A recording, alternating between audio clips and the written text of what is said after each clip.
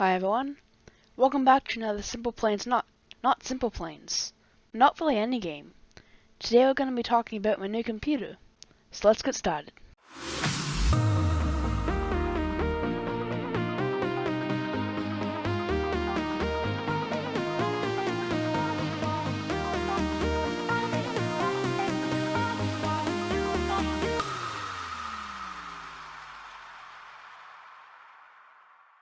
As I've mentioned in a few of my previous videos, I am planning to build myself a new computer. But at this point it's not really in the planning phase, I'm ready to start building, or almost, I'm just waiting for one last part. But I'm just going to talk about the parts I've chosen for this computer and why I've chosen them. I started with a budget of $3,000, and I actually ended up increasing that budget very slightly, but I kept it just around 3,000, a bit more. And I'll start from top to bottom on this list, starting with the CPU.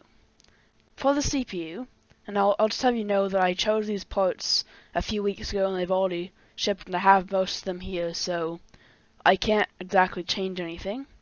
Like I can't go to the 12900K, but anyway. For the CPU, I've gone with the Intel Core i9 11900K, and it's the top of the line Intel processor, at least at the time of ordering.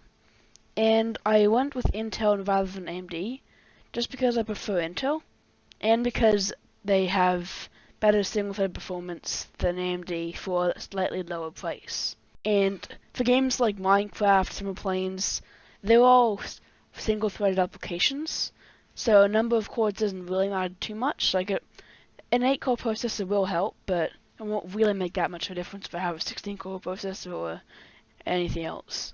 And I think the AMD Ryzen 9, the latest Ryzen 9 is like 1000 something. For the CPU cooler, I've gone with the Noctua NH-D15 Chromax Black. I was originally going to go for the NH-D15 non-black, just because it was a little cheaper. However, someone gave me a link to one on Newegg that was actually cheaper than the original one, so I got with that. And I've chosen the NH-D15 because it's one of the best air coolers you can buy. I didn't go water cooling just because I don't really feel like I want to do with water cooling my first ever build, but maybe next build, I don't know. So that's why I've chosen the CPU cooler. For the motherboard, I've actually been through a few revisions since I've started finalizing my list. First I had I think it was an MSI something, and I was literally going to go with that one. I think it was actually $200, a bit less than that. Then I decided that I wanted Wi-Fi, and then I decided at the last moment that I wanted to just increase the price range that I had on the motherboard, so I could get a slightly better motherboard. And that is why I've gone with the Gigabyte Z590 OS Master ATX. And I made sure I had all the features I wanted. For memory, or RAM, I've gone with a 32GB by 2, so two 16GB sticks, for a total of 2 memory sticks.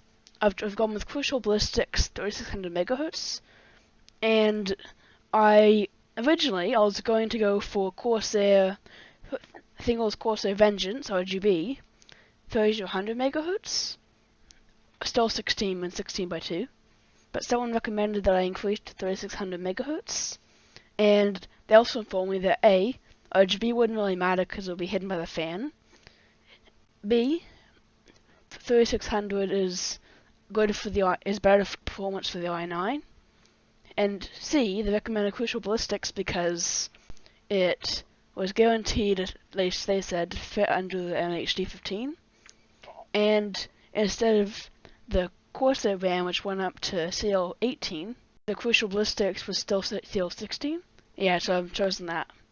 For storage, I've gone with the Samsung 980 Pro 1TB M.2 drive, NVMe. I went with the Pro version of the 980 because even though it was a little bit more expensive, it has something called DRAM, which increases performance. And I went with 1TB just for future-proofing because I don't think I need 1TB now, but I might need that in the future. And I do have a 3TB external drive that I use for storage, so storage in that drive isn't really an issue, but I have 1TB in case I need that or something. And I went with the Samsung 980 just because I like Samsung. They're a good brand with SSDs, and I went with the 980 because it's a pretty recent drive. Well, it's not really that recent, but I think it is actually. I went with an M.2 drive because it's just smaller and it goes onto the motherboard. For the graphics card, or video card, or GPU, I've gone with the MSI GeForce RTX 3060. Now, I'm pretty sure that a lot of people would recommend I go for like something like an i5, 11th gen i5, and maybe something like a 3070 or 3070 Ti or somewhere around that range. I've chosen the 3060 and i9 because I actually do a lot of processing tasks like simple planes. Minecraft is a lot of processing power as well. And then Transport Fever 2, which I haven't really talked about, it's like a lot of CPU power.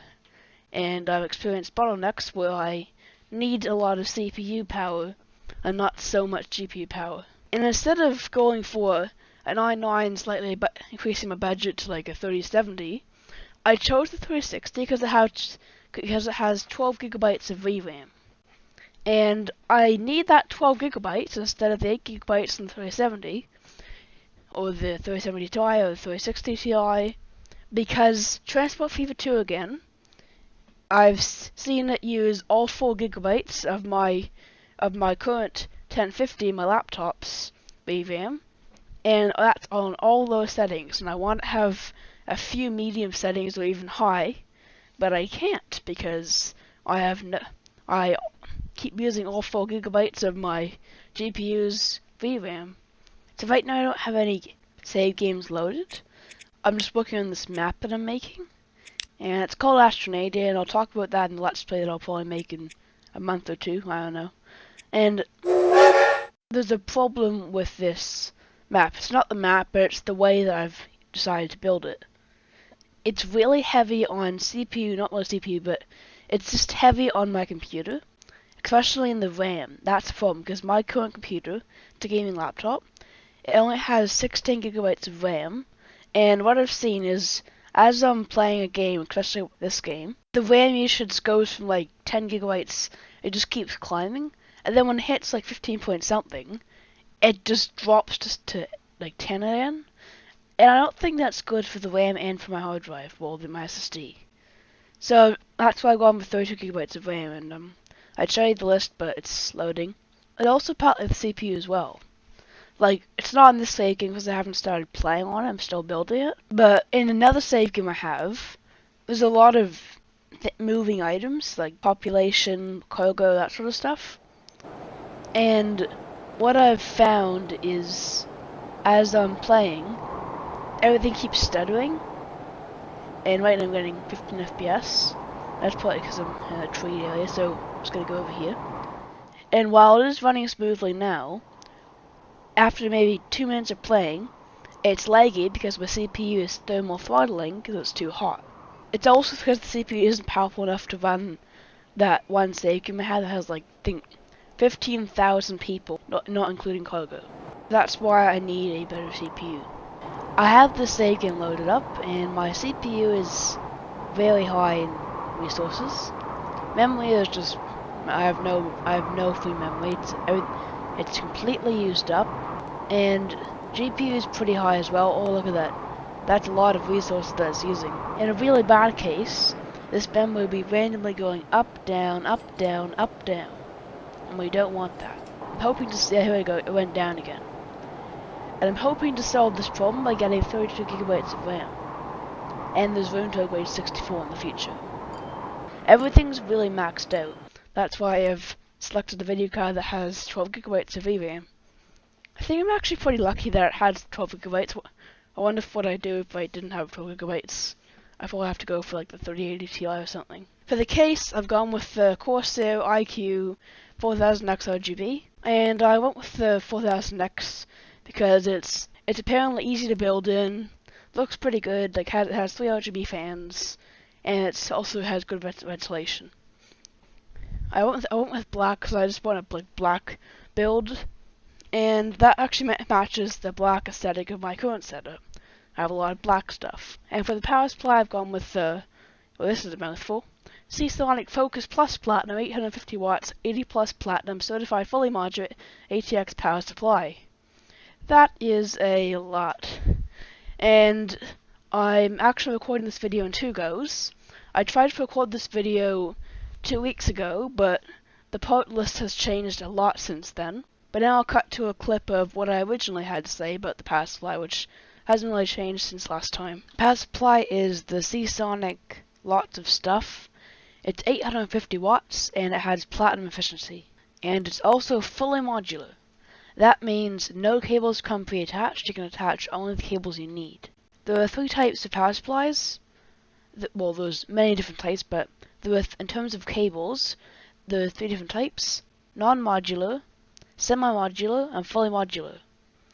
Non-modular is where all the cables are pre-attached, and that means you have a lot of unused cables that you have to tidy up somehow. Semi-modular means a lot of the core cables that you almost certainly need, like the ATX 24 pin, they come pre-attached, and then you have a few extras that you may or may not need. And fully modular is where all the cables are not attached, they just come in a bag, and you attach all the things you need. And that is going to be it for this video. I hope you enjoyed. And the next video after this will be the PC build.